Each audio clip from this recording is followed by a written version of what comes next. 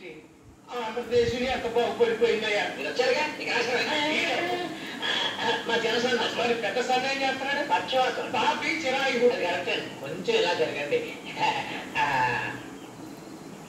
అయ్యా తమ డబుల్ స్టేట్మెంట్లు విని 6 ఏళ్ళు అయిందండి ఒక్కటి వదిలి నా చెవులు తుప్పు వెళ్తారండి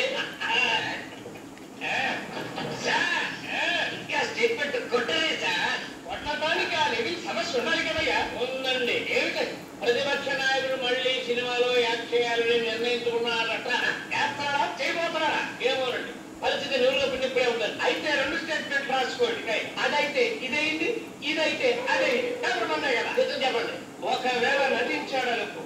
ఆనాడు లక్షలు సంపాదించే వృత్తిని వదిలిపెట్టి ప్రజాసేవ కోసం వచ్చానని చెప్పి ఇవాళ మళ్ళీ ముఖానికి మేకప్ వేస్తాడా ఈయనేం పెద్ద మనిషి ఈయనేం ప్రజానాయకుడు అని రాసి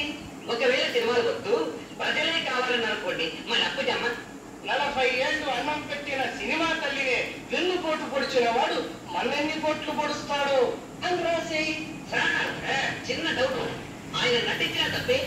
నటించకపోయినా తప్పే ఏది చేసినా తప్పేనా అదే రాజకీయం అంటే ఎనటివాడి గొప్పని దాచిపెట్టు తప్పుని చాచికొట్టు